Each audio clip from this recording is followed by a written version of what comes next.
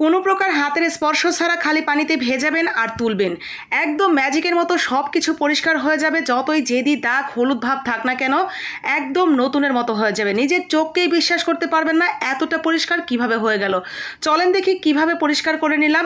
এই মেলামাইনের প্লেট বাটি একদম হলুদ হয়ে জেদি হয়ে দাগগুলো বসে গেছে। নর্মালি বিমবার দিয়ে মাজলেও কিন্তু এই দাগগুলো উঠতে চায় না। তারের মাজনি দিয়ে মাজার ফলে একটু একটু দাগ হয়ে যায়, আর সেই দাগের মধ্যে গিয়ে হলুদ ভাবটা এমনভাবে বসে পড়ে কোনোভাবেই ওঠে না। তো প্রথমেই আমাদের যেটা লাগবে সেটা হলো একটা লেবু। বড় সাইজের একটা লেবু নিয়ে নেবেন। যেই লেবুটা একেবারে বাতি হয়ে গেছে, অনেকটা রস পাওয়া যাবে, ঠিক এরকম একটা লেবু নেবেন। লেবুর কোনো কিছু ফালানোর দরকার নেই, খোসা টোসা সহই আমরা টুকরো টুকরো করে কেটে এটা দিয়ে দিব ব্লেন্ডারের জারে। আমরা এটা ব্লেন্ড করে নিব। যদি এই মুহূর্তে হাতের কাছে ব্লেন্ড না থাকে, হামানদিস্তা অথবা পাটা দিয়ে ছেঁচেও আপনারা লেবুটাকে একেবারে রসটা বের করে নিতে পারেন। তারপরে এটা ব্লেন্ড করা হয়ে গেলে আমাদের প্রয়োজন বড় একটা বল। আমরা যে কোনো একটা মেলামাইনের বল অথবা স্টিলের বল বালতি, এরকম একটা বল বালতি নেবেন, যাতে আপনি যেই পাত্রগুলো ধুইতে চাচ্ছেন, পরিষ্কার করতে চাচ্ছেন, সেগুলো যাতে ডুবে থাকে। তারপরে দিয়ে দিবেন ফুটন্ত গরম পানি। আর হ্যাঁ, অবশ্যই কিন্তু এই কাজটা আপনাকে চুলার উপরে থেকে করা যাবে না, নিচে নামিয়েই করতে হবে। চুলার উপরে যদি আপনি করতে যান তাহলে কিন্তু আপনার প্লেট বাটি নষ্ট হয়ে যেতে পারে। তো সেই ক্ষেত্রে পানিটা ফুটিয়ে তারপরে একটা বলের মধ্যে ঢেলে নেবেন, আর সেই লেবুর মিশ্রণটা আমরা এখানে দিয়ে দিচ্ছি। তারপরে আমাদের যেটা লাগছে এটাই হলো প্রধান উপকরণ বলতে পারেন। আর লেবু কিন্তু ভীষণ ভীষণ ক্লিনজিং হিসেবে কাজ করে, সেটা আপনারা সবাই জানেন। তো আমি এখানে দিয়ে দিলাম 1 চামচ পরিমাণ ব্লিচিং পাউডার। এই ব্লিচিং পাউডারটা আমরা বাথরুমের টাইলস অথবা সিঙ্ক পরিষ্কার করতেও ব্যবহার করে থাকি।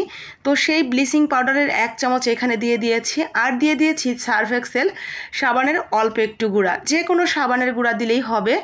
তারপরে ভালো করে 3টা উপকরণ মিশিয়ে নিয়েছি। রেডি হয়ে গেছে আমাদের সেই ম্যাজিক পানি। এখন এই ম্যাজিক পানির মধ্যে মেলামাইনের যত প্লেট বাটি আপনার বাসায় হলুদ ভাব হয়ে দাগ পড়ে গেছে সবগুলো ভিজিয়ে রাখবেন।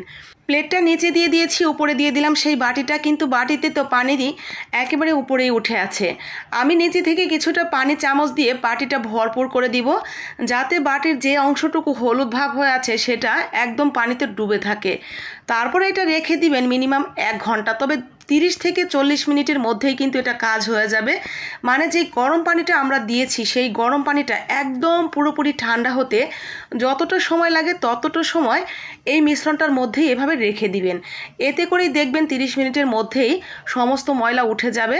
চলেন, আমাদের 30 মিনিট পর দেখেন পানিটা কিন্তু কালারটা চেঞ্জ হয়ে গেছে। মানে বাটির মধ্যে যেই হলুদ ভাব ছিল সেটা অটোমেটিক উঠে গেছে। আর এরই মধ্যে আমি কয়েকবার চামচ দিয়ে নাড়াচাড়া করে সমস্তটা কিন্তু একটু ভিজিয়ে দিয়েছিলাম। ব্যাস, মাশাআল্লাহ, দেখেন কতটা পরিষ্কার হয়ে গেছে। কোনো প্রকার হাতের ঘষা মাজা কোনো কিছু ছাড়াই সমস্ত কিছু একেবারে উঠে বসে আছে। যদি মনে হয় যে এরপরও কোনো জায়গায় একটু দাগ রয়ে গেছে, তাহলে হালকা হাতে মাজনিটা দিয়ে একটু ঘষে নেবেন, দেখবেন উঠে যাবে।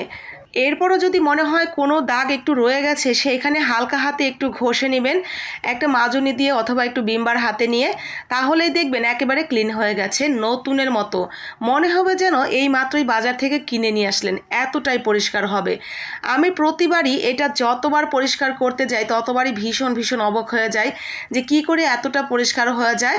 আপনি চাইলেই কিন্তু আমার মতো করে বাসার সমস্ত প্লেট বাটি গ্লাস এইভাবে পরিষ্কার করে নিতে পারবেন, যেগুলো অত্যন্ত জেদি হয়ে হলদে ভাব বসে গেছে।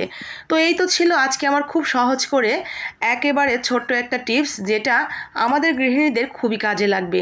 আপনার যদি মনে হয় ভিডিওটা খুবই উপকারী, আমি ছাড়া আরও বাকি গৃহিণীদের উপকার হতে পারে, তাহলে আপনার মূল্যবান সময় থেকে কিছুটা সময় চেয়ে নিচ্ছি, কষ্ট করে একটু লাইক কমেন্ট করে শেয়ার করে দিবেন বাকি আপু ভাইয়াদের জন্য। তো আজকের মতো এখানে রেখে দিচ্ছি।